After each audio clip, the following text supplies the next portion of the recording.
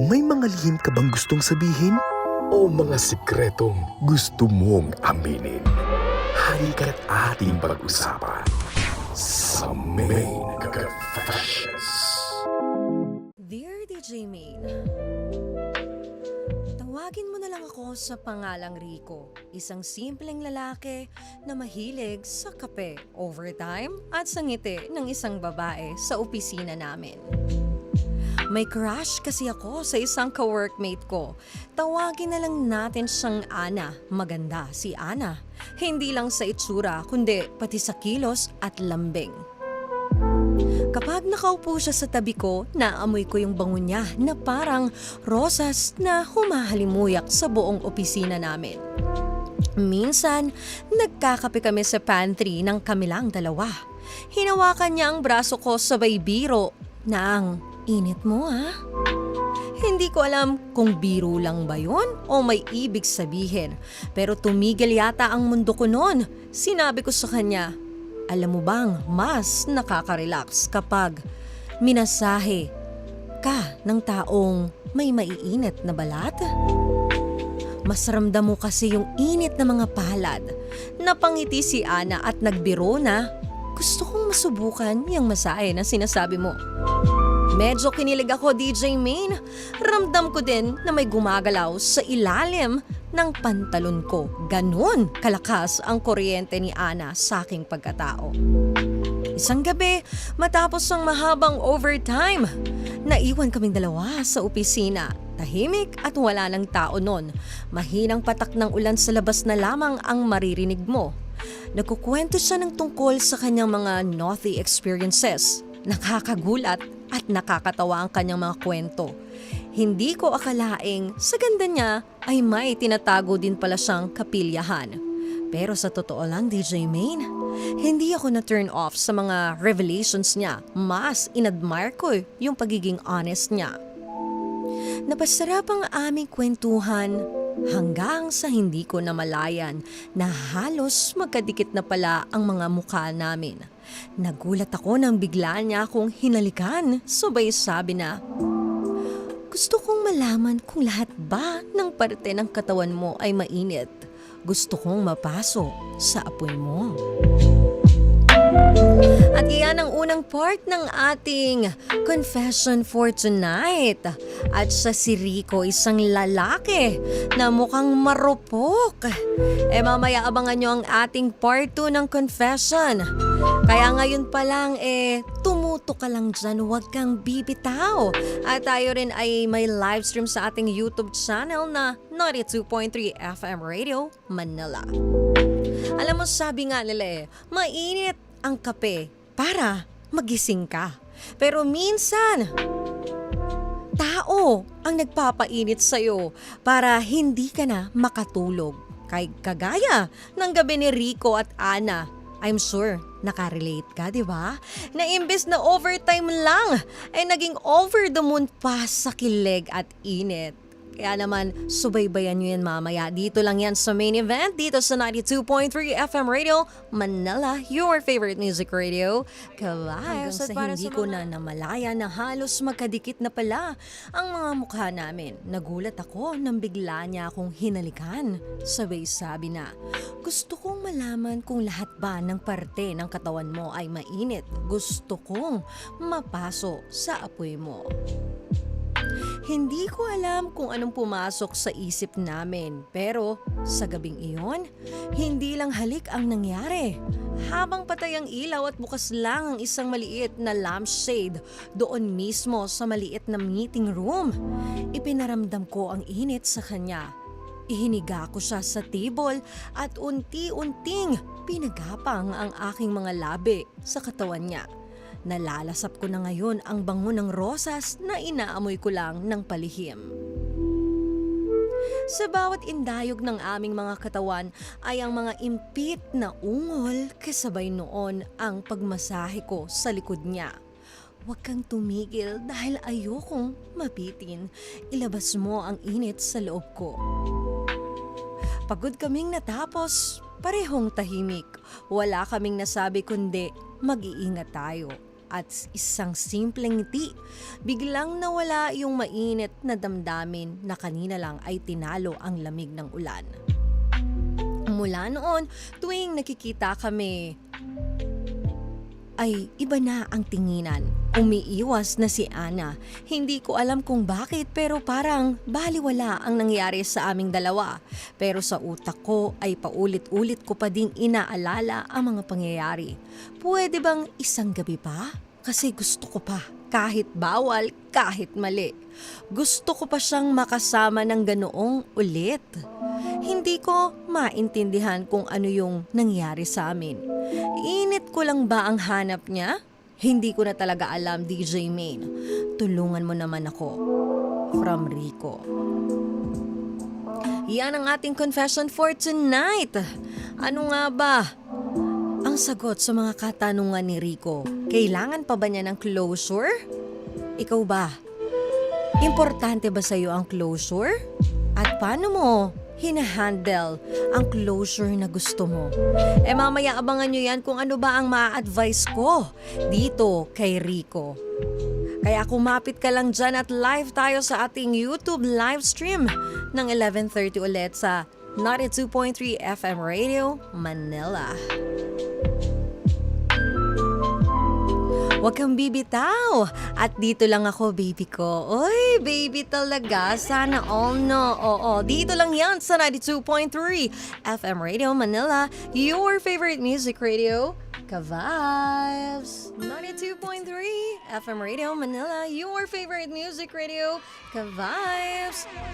At kapiling mo pa rin ngayong oras na ito, 11:33 ng gabi. Siyempre, walang iba yan ang baby mo pagdating sa radyo, DJ Main for the main event. At ito na nga, kanina binasa na natin ang part 1 at part 2 ng ating main confessions. At para i-recap ang ating main confession for tonight, ang nagpadala ng kanyang sulat o ng confession ay si Rico. Si Rico na may pagtingin kay Ana. At isang gabi, habang naulan sa kanilang opisina at dahil kaka-overtime nila, dalawa lang silang naiwan at dun sa pag-iwan nila nung oras na yon, talaga namang may nangyari sa kanila. Nagsalo sila sa gabing malamig na pinainit nila na hindi naman nila pinlano. Nagkaroon lang ng koneksyon. Nagkaroon ng magnet ang kanilang mga katawan. Pero after nung mga nangyaring iyon, si Ana ay parang biglang nagbago. Hindi na kagad o hindi na kinakayang kausapin o pansinin itong si Rico. So si Rico ay naiwan na maraming katanungan sa kanyang isip. Ano nga ba yung gabing iyon? Ano ba ang ibig sabihin na yon para kay Ana? At siya ay gulong-gulo. Hindi niya alam kung anong gagawin niya. Hindi niya maintindihan. Init lang ba daw? O ginamit lang daw ba siya ni Ana nung gabing iyon? Well, Rico, kung tatapatan natin ang prangka at malinaw na pagtingin ang sitwasyon mo ngayon, ganito kasi yan Yung nangyari nung gabing iyon, dahil may sabay na naramdaman kayong atraksyon at init ng damdamin, nagkaroon kayo ng body connection. Na parang may magnet kayong parehas at same ang katawan nyo na nagliliyab sa init. Kaya nangyari yung mga nangyari. Pero after nun, di ba umiwas na si Ana? As babae, may dalawang possibility yan. Una, guilt o takot sa pwedeng maging consequences ng mangyari sa inyo kung ipagpapatuloy ninyo ito.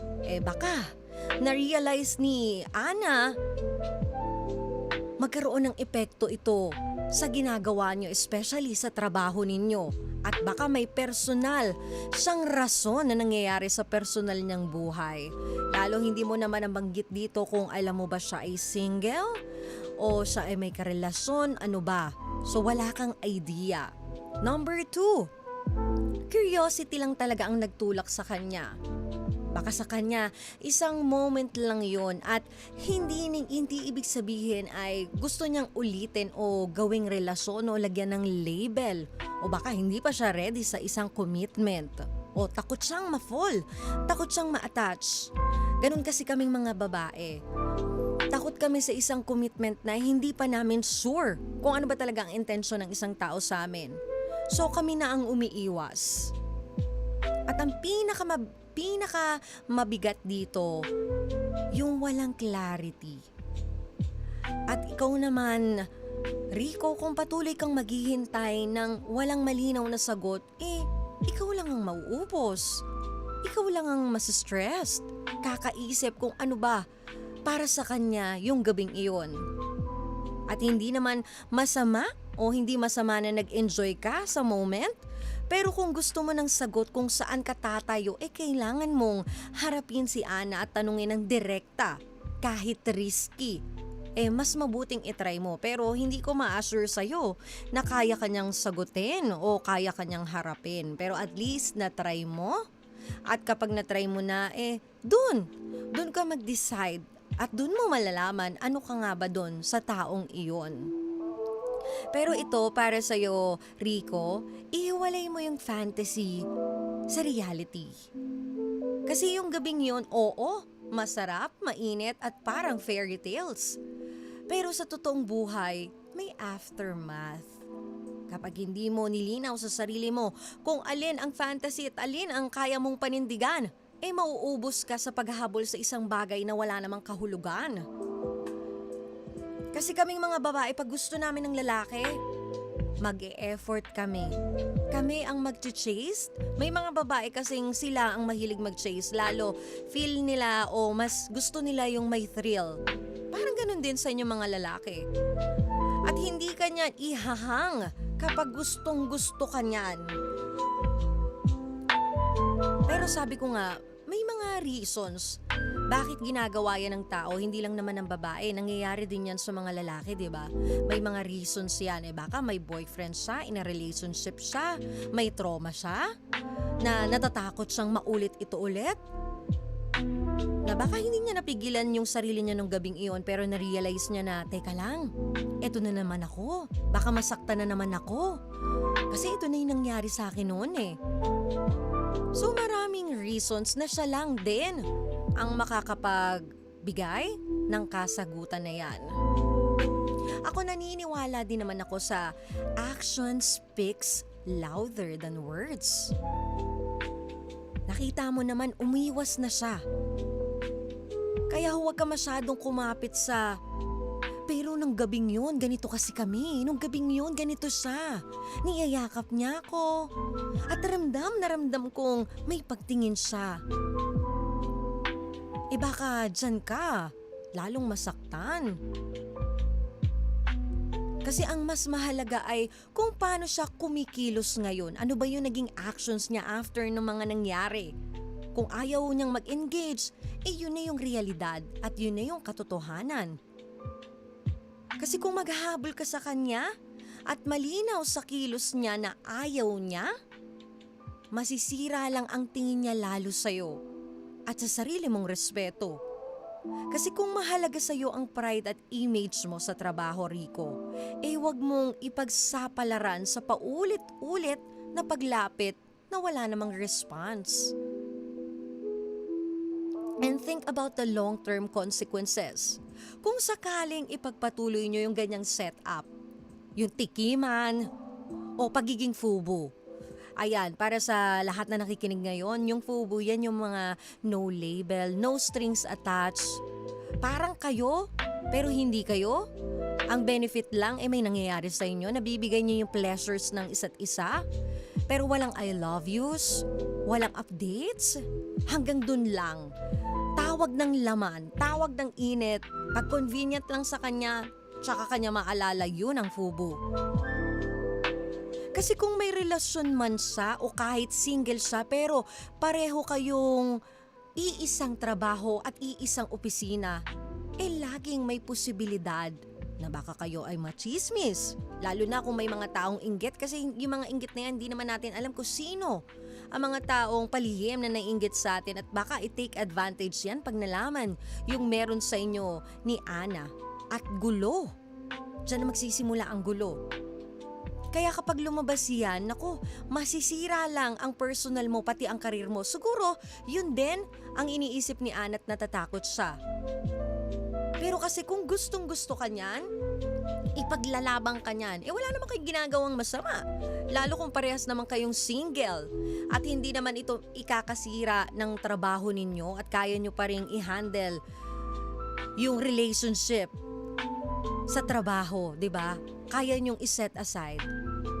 Pero malalim, naniniwala ako malalim ang reason nitong si Anna bakit siya biglang umiwas na lang at hindi kanya kayang harapin.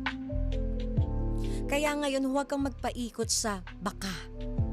Kasi yung baka gusto niya ulit o baka ako lang yung naiilang. Parang buhangin yan, Rico.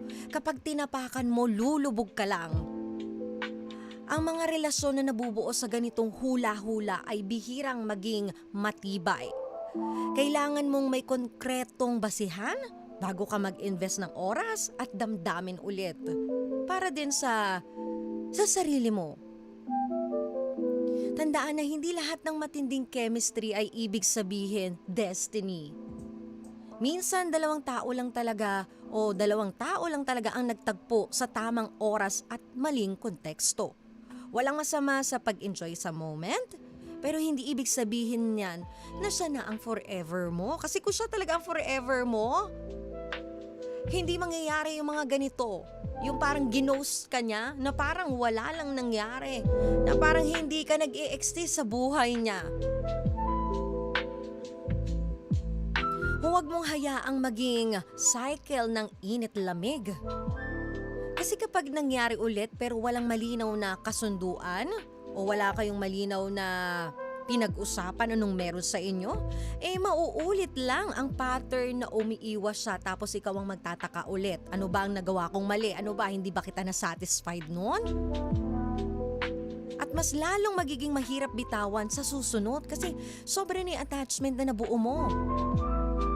At yung feelings na na-invest mo na minsan hindi natin iniisip o hindi natin inaakala na lagi natin kasamang isang tao, may feelings na pala tayong nabuo. Kaya habang maaga, isave mo ang sarili mo. Hanggat kaya mo pang umexit. At kung gusto mo ng closure, sabi ko nga pwede mo naman siyang harapin. Pero di natin alam kung kaya kanyang sagutin at harapin.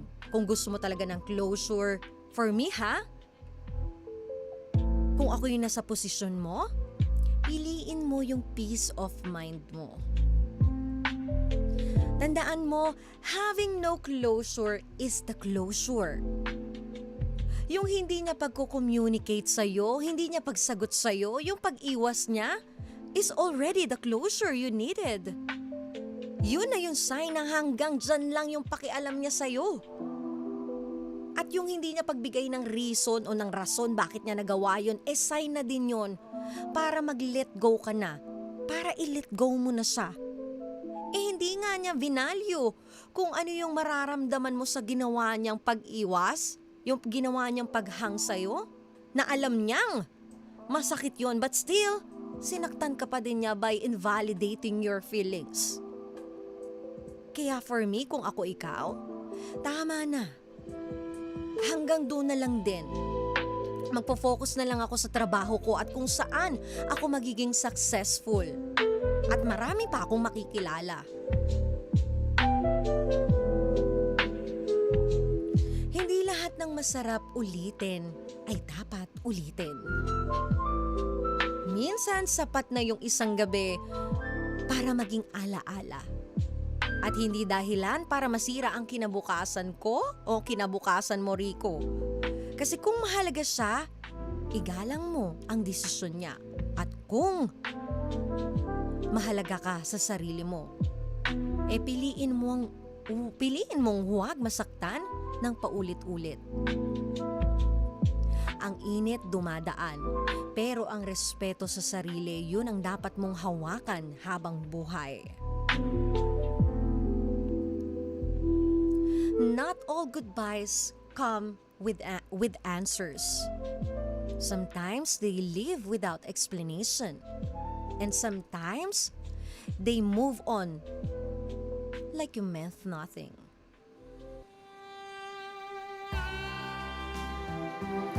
At iyon ang realidad.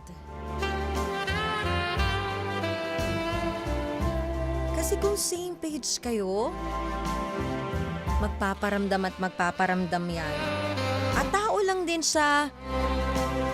Alam niya yung feeling ng hinahang. So bakit niya gagawin yun sa taong gusto niya? At yung pag-iwas niya, yun na yun. Hindi mo na kailangan elaborate pa, hindi mo na kailangan ng specific details bakit niya ginawa yun. Ano bang meron sa inyo nung gabing yun? Ano ba para sa kanya yun? Yun pa lang, after na mga nangyari. Yun na ang sagot sa lahat ng katanungan mo. Matigas lang talaga ang ulo natin. Gusto natin, kinukumplika ang isang bagay. Gusto natin, inaalam natin. The more na inaalam natin ang isang bagay, the more na mas masasaktan tayo. At alam na natin ang sagot sa lahat ng katanungan natin. Matigas lang talaga ang ulo natin.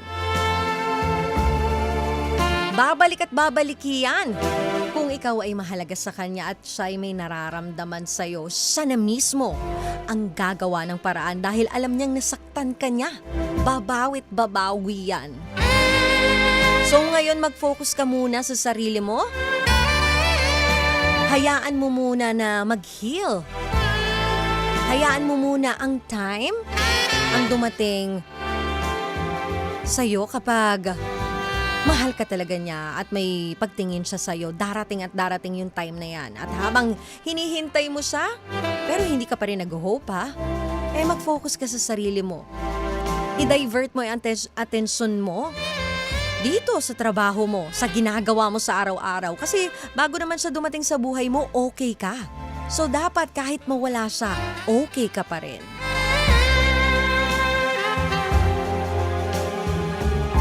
Maraming salamat Rico sa pag-confess mo kay DJ Main. Kaya naman kung ikaw ay may pinagdadaanan, ikaw ay naguguluhan, mga wildest and naughtiest experiences mo, na ang dami mong katanungan, ako ay willing makinig at willing magbigay ng aking perspective. Kaya pwede mong ipadala yan sa ating Facebook page, 92.3 FM Radio Manila. O hindi naman kaya sa ating Viber 0954-406-1967. At gusto ko lang batiin ulit, Barangay 264 at 313 Manila. Kanina sa ating Easy Kwarta promo, sa lahat ng mga nakasalamuha ko dyan, maraming salamat po sa inyo. At syempre andyan din ang ating mga ka-vibes, solid ka-vibes ni DJ Main, Erwin Cuenco, Adrian Sabroso, William Mortel, Daniel Yap, Boss Noy, at syempre gusto kong batiin ang magandang gabi, Barangay Wawa 3, Rosario, Cavite. Maraming salamat din, Uy Dental Clinic, Horticulture by Caldana, Vanity Lounge Aesthetics, Imprint Customs, Spink Philippines, Zebra Helmets Philippines. At pwede nyo ako i-follow sa aking mga social media accounts, Facebook page, YouTube, Instagram at TikTok. Pare-parehas na Main Eugenio. At dito sa favorite niyo lahat ng social media platforms natin, i-follow, i-like at mag-subscribe na. 92.3 FM Radio Manila, at abangan nyo ang pag-ikot ng mga favorite DJs ninyo sa inyong lugar. At tayo ay mamimigay ng 200 pesos cash at loot bags para sa ating Easy Kwarta promo tulad ng ginawa ko kanina sa Tondo, Manila. Kaya mag-follow ka na para alam mo kung saan kami susunod na pupunta. Natapos na naman ang ating main event ngayong gabing ito. At natapos na naman ang another main confession for tonight. Samahan niyo ako bukas ulit. Samahan niyo ako Lunes hanggang Biyernes, 9:30 p.m. to 12 midnight yan. Dito lang yan sa 92.3 FM Radio Manila. Your favorite music radio ka-vibes. At sa lahat mga nasa biyahe ngayon, nasan ka man ngayon, nakahiga ka man, nagmamaneho ka man, nasa bus terminals ka man, mga ka-vibes nating on duty, security guards, vendors, at lahat-lahat na mga OFW natin, kayo po ay mag-iingat. At bago magmahal, mahalin muna ang sarili. Okay na yon, yung tikim-tikim muna. Oo. Tapos sabihin mo, thank you next. Thank you next. Oo. Life is too short, sabi nga, di ba? You only live once, so enjoy every moment. Samahan niyo ulit ako bukas kasama ang baby mo sa radyo, ang nag-isang DJ Main for the main event, na nagsasabi na worth it na ang pagpupuyat ninyo dahil meron ang magsasabi sa inyo ng good night, baby. I love you. Minsan, kahit alam nating tapos na, kahit alam nating mali, umaasa pa rin tayo sa one more night.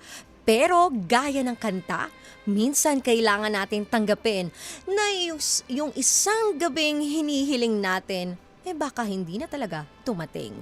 At kung dumating man, baka mas masakit na ang kapalit kesa sa harap o sa sarap na iniisip natin. So here's One More Night by Phil Collins.